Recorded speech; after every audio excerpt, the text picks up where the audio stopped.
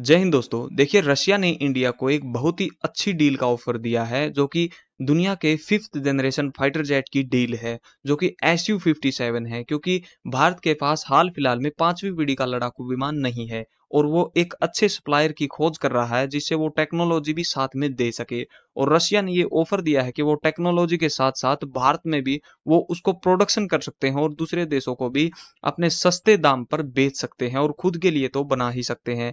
लेकिन अगर हम बात करें अमेरिका के F-35 की, वो F-35 का प्राइस तो महंगा है ही, लेकिन उसकी मेंटेनेंस भी बहुत ज़्यादा होने वाली है क्योंकि वो कई देशों के बजट को भी खराब कर सकता है। इसमें कोई शक नहीं है कि F-35 दुनिया का सबसे अत्याधुनिक स्टील्थ फाइटर जेट है, लेकिन भारत जैसा देश जिसके पास इतनी ज़्यादा पॉपुलेशन है, उसकी काफ़ी सारी दूसरी ज़रूरतें भी हैं। उस इतने महंगे सौदे करने से पहले भारत को एक बार ज़रूर सोचना चाहिए क्योंकि उसके रख-रखाव में काफ़ी ज़्यादा मोटा पैसा खर्च होने वाला है। और इतने लंबे अरसे से क्योंकि भारत जो 5वीं पीढ़ी का लड़ाकू विमान खरीद नहीं रहा था, क्या यही वजह है? देखिए, रूस के जो अधिकारी हैं उन्होंने कहा है कि Su-57 जो फाइटर जेट है वो मेक इन इंडिया के मॉडल के तहत भी बनाने की कोशिश करता है तो करोड़ों डॉलर बचा सकता है। आपको बता दें कि जो अमेरिका का F-35 है वो भारत में प्रोडक्शन के लिए कभी भी तैयार नहीं होगा।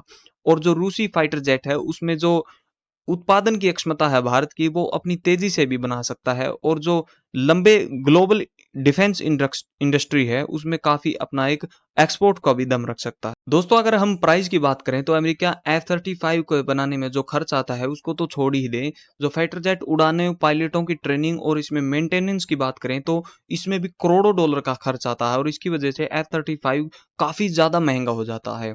F-35 विमान को बनाने से लेकर पायलटों की ट्रेनिंग कर उस पर टोटल लागत आता है $100 मिलियन और उससे भी ज्यादा ही हो सकता है।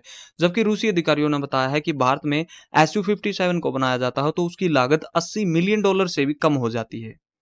दोस्तों, आपकी जानकारी के लिए बता दूं, जो HAL है, हमारा हिंदुस्तान एरोनॉटिक्स लिमिटेड है, वो Su-30 MKI लड़ाकू विमानों का फाइटर जेट्स का निर्माण करता है और एक जो रूसी फाइटर जेट है और इसका लाइसेंस रूस ने भारत को बेच दिया था कि भारत अच्छे तरीके से इसको बना सके।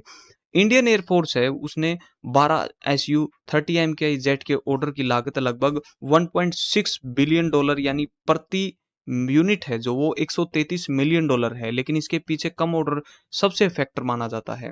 और हालांकि एक्सपर्ट का मानना है कि जैसे बड़े पैमाने पर उत्पादन और जो प्रक्रिया है उसको फॉलो किया जाए तो मेड इन इंडिया में Su-57 जो 5th जनरेशन फाइटर जेट है उसकी यूनिट $60 मिलियन और $75 मिलियन के बीच ही होगी, जो कि F-35 से काफी कम है। इसके पीछे एक्सपर्ट मानते हैं कि जो कि मजदूरी है, जो कि कीमत है, वो टेक्नोलॉजी ट्रांसफर के लिए रूस से कम कीमत का ऑफर HAL रूसी फाइटर जेट को बनाने में, जो कि उसका HAL का एक्सपीरियंस भी है, वो काम आएगा। और जो Su-30 MKI है वो भारत में प्रति यूनिट के हिसाब से 62 से $70 मिलियन की रेंज में थी, जबकि पहले रूस आपूर्ति की गई इकाइयों से लगभग $40 मिलियन से भी कम की थी पहले, लेकिन अब बढ़कर ये हो चुकी है। लेकिन जो Su-57 है वो भी बजट में ही बन पाएगा।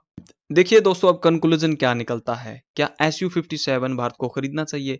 रशिया टेक्नोलॉजी ट्रांसफर के लिए भी तैयार है, जबकि अमेरिका कई शर्तों के साथ अपने टेक्नोलॉजी के लिए तैयार है। एक्सपोर्ट जो कंट्रोल है, काफी टेक्नोलॉजी कंट्रोल है, वो अमेरिका की रहने वाली है। और भारत $80 मिलियन से कम की लागत में Su-57 को ओवरऑल खरीदने में कामयाब हो जाएगा।